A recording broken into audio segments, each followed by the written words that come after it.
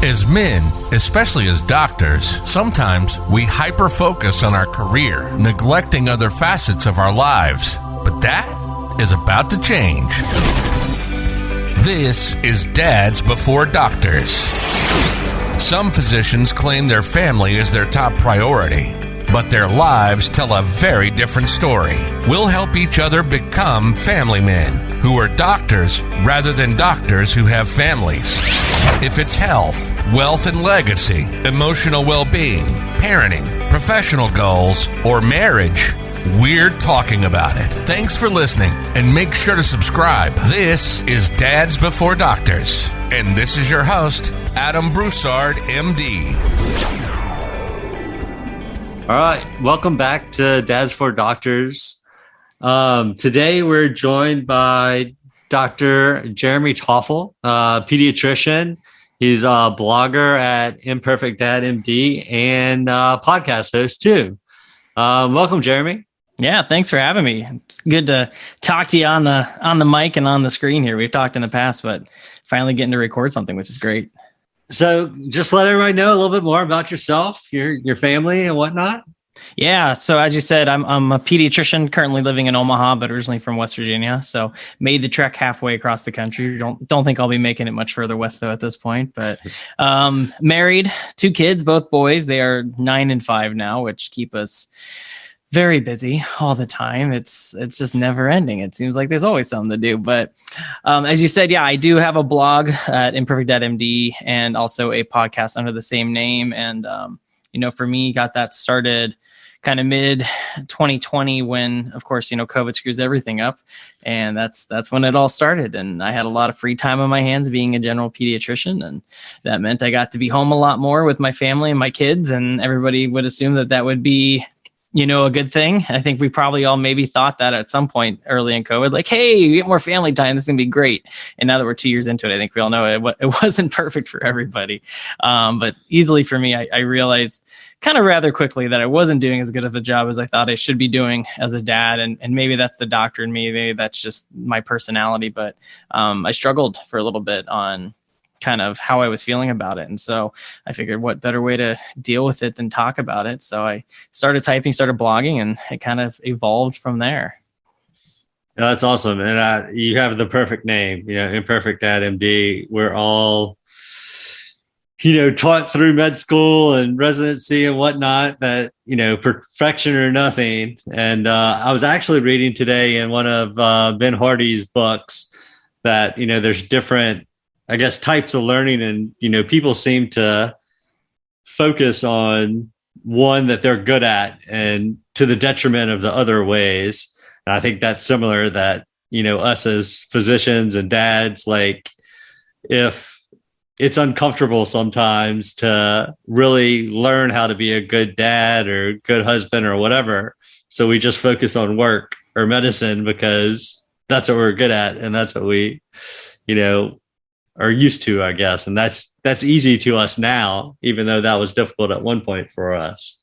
Yeah, definitely. I think hiding behind the work and the, I guess I can stay and do an extra case, or I can see a few extra patients and not get home as quickly is sometimes easier than saying, I get to get off early. And that means I have to, help out with getting people ready for dinner or help people with homework, or, that means I got to go do this and do that. And although that seems ridiculous to think, I think sometimes we actually do think that way. It's because we know that things aren't going to be the same at home. And we all have this ideal situation of how we want things to run at home, but we know that doesn't always work out the best. And sometimes you sit there and think, well, do I want to rush home right now or not? And even though that seems like such a ridiculous thought, I'm sure we've all had it at some point. Especially when you get the SOS text message from the missus saying, when are you leaving? When are you coming home? I need you. And it's like, what do I say here? But another patient just walked in. They just showed up late. But no, I'd never do that. I'm always running out the door. I think if you ask the people I work with, I'm like just ready to get out of there and head home, but much to a different type of stress, but joy at the same time. No, absolutely. And I actually work a lot closer to our 4-year-old school. So typically I get off about the same time that he's getting out. so I try to pick him up. And the other day, my wife texted and was like, are you going to make it? And I was like, no. She's like, who do I have to beat up? Who am I supposed to be mad at today? And it's like, the surgeons. So I like, they're just not operating fast enough. So, yeah, I will say for us, definitely getting our youngest into kindergarten this past school year has been such a huge help, because that's how it was for us. We had an older son in school, in elementary school, and our younger one was in, daycare pre-K. So like getting out was different times, and it just kind of is such a weird situation on when do you pick up which one and who's going to get who. And so having both boys go to the same school, and they go to school at the same time, they leave school at the same time, it made things easier.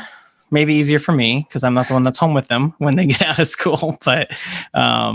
But yeah, definitely when you're having to mix up who's picking up who and when, that definitely adds a lot of stress to the schedule. Because when you're looking at the clock and you're looking at your schedule and you're looking at your patients and you're like, oh man, I don't know if I'm going to get out of here on time. It adds some stress. Yeah, our younger one just started school in January. So he's going a couple days a week, half a day. So when he does come home, when he has school, he's mid nap, when it's time to pick up the older one. So it's great that my wife has some extra time, but it can cause some issues. Mm-hmm. Definitely. So how'd you come up with Imperfect Dad Md? How'd you come up with the title, and what have you learned over the past year of it? Yeah, I think it's like, I think you touched on, the concept of perfection always seems to be pretty fluent in the medical world, where we kind of grew up feeling like we had to be perfect in everything we did, be it, high school and college, and doing your MCATs and med school. And if you screwed up somewhere along the line, someone's going to probably tell you, maybe medicine isn't for you. I mean, I've probably heard that enough going through school. I mean, it's, where I went to college, I love where I went to college, but they did not have a good pre-med program set up. And it was almost built to dissuade people from doing it. So it wasn't uncommon for them to be like, well, you did okay with this, but you sure you want to do medicine? You sure you don't want to do something else? And I think we hear that a lot. I think, either from family, friends, teachers, whatever it was, it's this concept of if you didn't do perfect on something, maybe it's just not for you. And so we're very much ingrained early on in our educational careers and life that we have to have some sense of perfection. And so then, that feeling of perfection kind of bleeds over to everything else in life. And when you feel like you're not doing a good job at home, being a significant other or a spouse, or then definitely a parent, it starts to stress you out, and you start to wonder, dang, what's wrong with me? Or sometimes it's not what's wrong with me, what's wrong with everybody else? What's wrong with my kids? What's wrong with my wife? What's wrong with my coworkers? That kind of stuff. And so then the blame gets pushed elsewhere.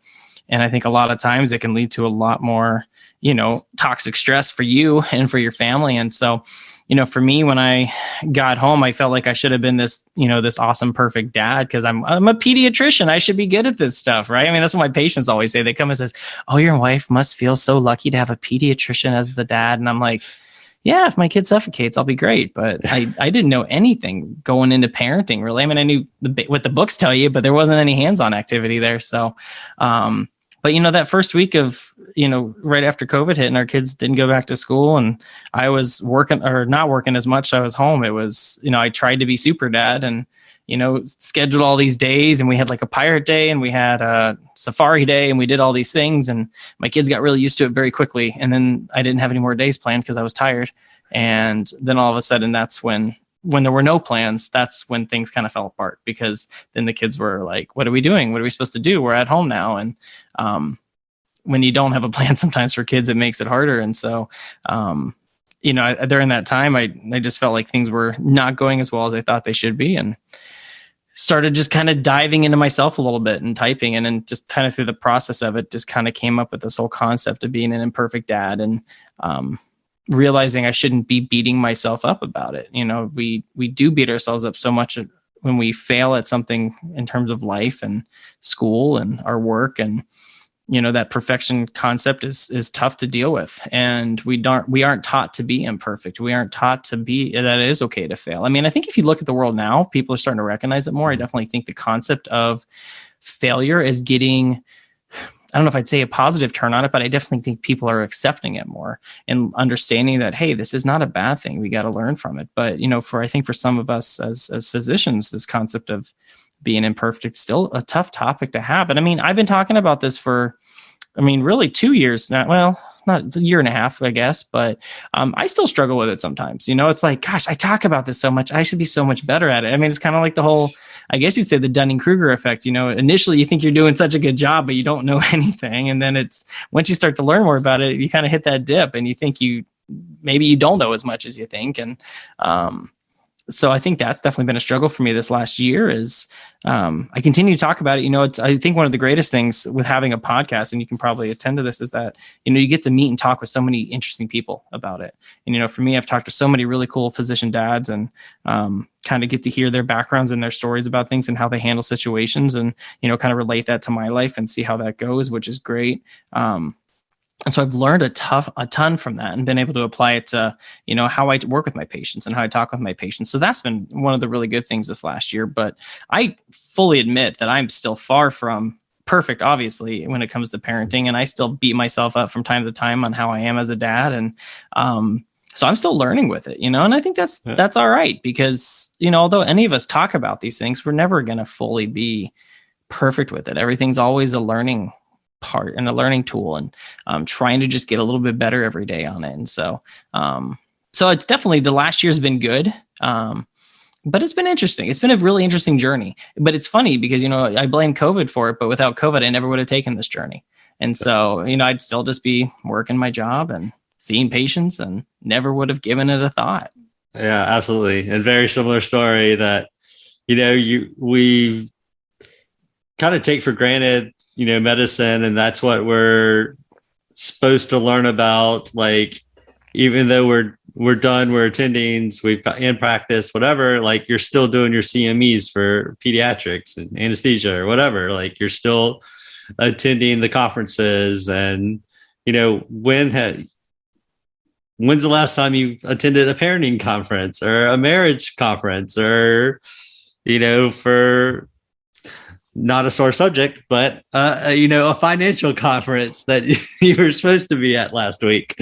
Most physicians aren't doing that because, kind of back to that same concept, like you just surround yourself by what you're comfortable in, what you're interested in, without really taking the time to step back and be like, hey, there's these other parts of our lives that we need to nurture too. And that's, kind of where, this my podcast and the community of, Dads for Doctors has come from, so that we can surround ourselves with, other physician dads and that are in a similar position, similar, things. And so that we can learn from each other and be able to just kind of ask questions and not have to start a podcast like you and I to get the information from other doctor dads. Because, one guy may be a little further along with teenagers, and you can help me with my two boys that are 4 and 1. So good luck. Yeah, it's definitely a busy time. Yeah, so, I think what you're saying, with kind of supporting each other is such a big thing because, it's not uncommon for, I think, a lot of us to have maybe guy friends that are dads, but maybe not physicians. And so you can talk some dad things and you talk some dad life. For me, I'm a pediatrician, so being in general pediatrics, there's not exactly any other guys in my office that I work with. It's me and a bunch of women, which is fine. I mean, I get along with them, but I don't really have a guy there that I can relate to and talk to and take what our normal life experiences are as physicians and compare it to the dad life thing. So I think a lot of us, we have those, guy friends who are dads, but they don't have the doctor background or experience. So they can't always relate it as well, I think. So I think, having that community of dads that are doctors is such an important thing because then you have these guys who they understand where you're coming from. They understand what struggles you're probably dealing with right now. Like they understand the work side of things. They understand the expectation side of things. And I think that's such an important thing when you're talking with people about this stuff. Yeah, absolutely. And I'm actually part of another dad's group, and it's mostly business people, like entrepreneurs and stuff like that, running their own business. And, you're talking to them and they're like, oh yeah, I'm on a 3-week like RV trip. I'm like, what? Oh, great. We're homeschooling our kid, whatever. And it's great. And that, maybe something that a lot of us aspire to have that type of freedom, but it just isn't something that when I don't know what time I'm getting off because of the way, just like I said earlier, it depends how quickly the surgeons are operating. So it's very different struggles, for I mean, especially the past 2 years, the things that we've been dealing with, in the office and outside the office, and with the kids and whatnot. So having talked to all these other physician dads, what have been some of the biggest takeaways that you've had, from the past year with your interviews? Yeah, it's been a really eye-opening thing, because even though we all, again, have similar backgrounds, we definitely have very similar struggles, and I mean, different struggles, absolutely, too, depending on, how you were raised, what things were like. But the more you talk with everybody, I think you recognize that we definitely all feel like we could do better, but don't always know where to look for it. I think when you, at least with the physician dads that I've talked to who are married, the topic of teamwork's always coming up. I've talked to physician dads who are, physicians and entrepreneurs on the side, and I've talked to physician dads who are just strictly physicians. But every one of them, it's, if my wife wasn't doing this or helping with that or these types of things, it just wouldn't work. And so I definitely think the whole concept of teamwork is important. And I think is a big thing that sometimes gets missed when you guys have kids. Sometimes when you have kids, each of you has what your expectation is on, what's the dad role, what's the mom role in this. And maybe you didn't have the conversation like you should have before. And now it's making things a lot harder. So I found that was a pretty prevalent topic when it came to what was helping with things. Now, I've talked with other physicians who were, divorced dads, single dads, and those kind of things too. And they, for them, it was obviously different stresses for them. It's, I want to have time with my kids, or I gotta, manage my schedule better. I got to do this and that. And so, I think for everybody there, depending on your life situation, is going to have different things. But I definitely think the concept of, feeling like it's not as easy as we maybe thought it would be is definitely there, which I think we can all attest to. But like I said, I think having that teamwork in place with, if you can, that significant other, that spouse is really important. Because if you don't have that, not saying divorce, but if you are married, but you don't have that teamwork set up, it just makes it all a lot harder for everybody. So I think that was definitely a common theme, a common kind of thread through everything, with talking to them. Awesome. So what does it mean to you to be a physician dad? Yeah, I think that's a good question, because initially, I'd grown up with a dad who was an OBGYN. He did high risk OB, he did in vitro fertilization, all the stuff that you need fellowships for now. Whereas, he kind of got grandfathered into all of it before all that stuff happened. And so he was gone all the time. So, the concept for dad for me was, he's a doctor, he works. So he goes to work, he's not there in the morning, and he comes home hopefully by dinner. Maybe later I might see him for an hour, and then I got to go to bed, or I got to go do this, or I got soccer tonight. And so he's going to be doing his thing. Mom's going to take me to soccer. I'm going to drive myself. And, that was the concept of dad for me. But I knew, and again, I love my dad. My dad's awesome. And that's how his parents were growing up. Dad was working. That was his main job. And so I think for a lot of us who are physician dads, maybe we grew up with dads who were doctors, or dads who were in other type of fields like that. But I bet a lot of us grew up where we saw the dad as being the breadwinner, but also meant they weren't really home or as involved in things. And so I knew for me, definitely once I was going to have a family, I didn't want to be that way. I wanted to have that time with my family. I wanted to have time with my kids. I mean, I went into pediatrics strictly because I love kids. And so if I'm going to have kids, I better darn well spend time with them. And so I knew for me that the dad side definitely had to be there. And so, and obviously that played a big influence on my career. I chose general pediatrics instead of going into fellowships and those kind of things, knowing that I'd hopefully have a little bit more say over what my job was going to be like. I could work, I won't be working late hours at night. I won't have to work holidays as much. I won't have to be on call as much. So that's obviously a life choice that I made, specifically knowing that my family needs to come first in a lot of things. I changed offices, a couple of years ago because it was closer to home, which meant I got to be home and see my kids in the morning, and it made sure I got home in time for activities. Now, it still leads to some stress because I'm home in the morning. I have to deal with all the drama and the fighting in the morning, but I also get to see them, and I get to see the fun parts of it too. And so there's, no matter how many changes you make, you're going to have your pluses and your minuses when it comes to it. But I think for me, being a physician dad, yes, I'm a doctor. Yes, my patients take a high precedence in my life. But I've always told everybody, even when I interviewed for my job, it was, listen, family comes first for me. That was the choice I made when I started this. Doesn't mean I'm going to bail out on people. Doesn't mean I'm not going to show up to work for things.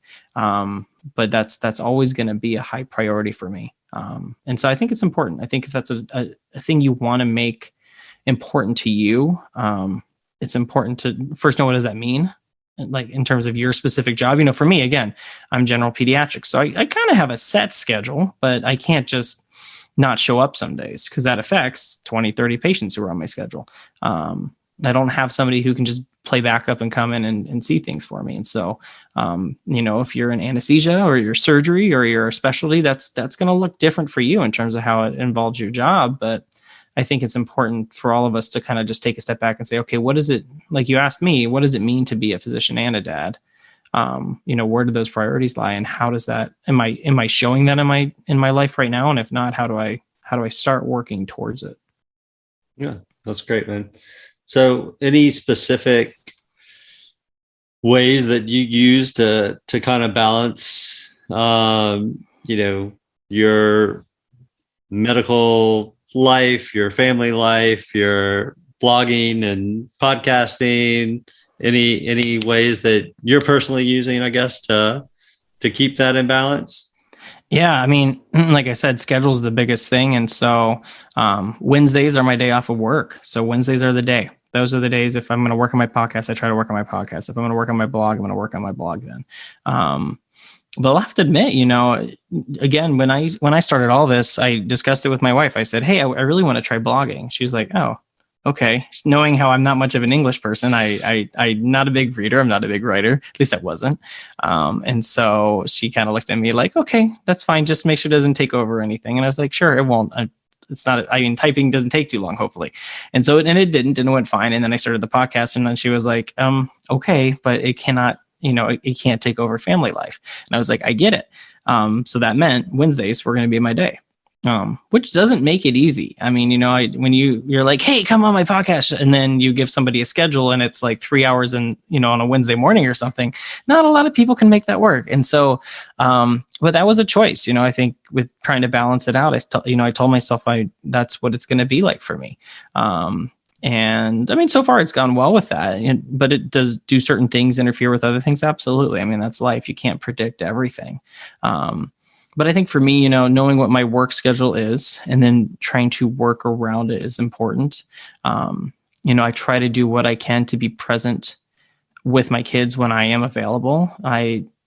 Both our boys are in Cub Scouts, and I don't know if it's smart or stupidly signed up to be the Cub Master. So now I'm the Cub Master for the Scouts, which will add more to my schedule. But, it's something fun. And if that has to take over more, and then something has to take a little bit of a back burner due to it. So if I don't put out as many blog posts or, with my podcast right now, I typically put out 2 a week. But if that means I do 1 a week for a few weeks to catch up on things, that's what it's going to be, And so it's just making those choices and those decisions in life and deciding what you want to do with it. So I think really it's kind of nailing down your schedule, kind of being willing to look at your schedule ahead of time, know where you're willing to sacrifice things and not sacrifice things, and sticking with it. I mean, that's the big thing. I mean, I could easily get really upset that I don't have enough time to work on this or work on that. And I'm not going to lie, there's been times where I've gotten a little frustrated, like I'm really behind on, editing this podcast. I'm really behind on, you look at my blog posts, those slowed down a ton because I was like, well, I can either invest in a podcast episode or invest in a blog post right now. What I'm going to do? Well, I really enjoy doing the podcast. I'm going to do the podcast. And so, definitely things get sacrificed, but So I'm not going to sit here and pretend like it's easy to do that and say, it's fine. It's not a big deal. Cause you invest something, you invest time in something, you want it to like grow. You want it to, you want to kind of baby it and take care of it and all those types of things. But, sometimes you just have to figure out where that line is and understand that sometimes things get sacrificed, and that might apply to work sometime. That might apply to family life. I mean, you can put family first, but there's going to be times where that time does get sacrificed. And that just has to be something that you know how to handle when it comes. Yeah, I think there's definitely, you have to go through kind of seasons in life and know that, for this period of time, I'm trying to launch the podcast, or I'm trying to do whatever, and I need to spend more time on that. So, as long as, like I said, your wife's on the same page and knows that, I'm going to give it 3 months or whatever period of time to like really focus on this, and then we'll be back to normal or whatever. I think that's a really good example that, you've set, and, being on the same page with your wife and kind of understanding that something's got to give. So, yep. And even though we think we're on the same page, it doesn't always work out that way too. I think we're on the same page sometimes, and she's like, "No, we never talked about that." And I'm like, "Are you sure we didn't talk about that?" And then it's readdressing things. So yeah, and the same. I'm sure you get the same too. But when you seem to go over to the others. Focus, like, you remember that, Dad's podcast you're doing? What's it called? Yep. Yeah, I don't think she's listened to any of my shows. So no, just the title. She surely hasn't listened. But yep. Like the Dads Before Doctors thing. Are you doing that right now? Well, awesome, man. So how can everyone find you? Where's the best way to get in touch with you? Yeah. So the website, like you said, it's www.imperfectdadmd.com. So you can go there. The blog's there. There's also links to the podcast. Hoping to get more blog posts out there, but life is life. So we'll see how that goes. If you're interested in listening to the podcast, you can also just search Imperfect Dad Md on whatever you listen to for podcasts. I think it's on most of the players.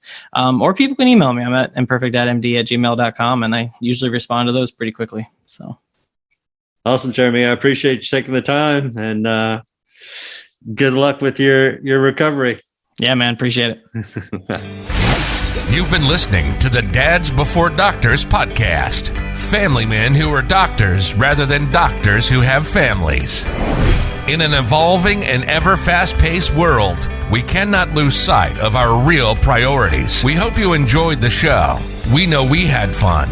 Make sure to like, rate, and review. And tell a friend about the show. We hope you've gotten some useful and practical information from the show. And we'll be back soon. But in the meantime, hit the website at dadsbeforedoctors.com. Questions, comments, suggestions? Email adam@dadsbeforedoctors.com. And find us on Facebook and Instagram at Dads Before Doctors. Remember, the host of this show is not your doctor, your coach, or your financial advisor. This show is strictly for entertainment. Till next time, this is Dads Before Doctors, signing off.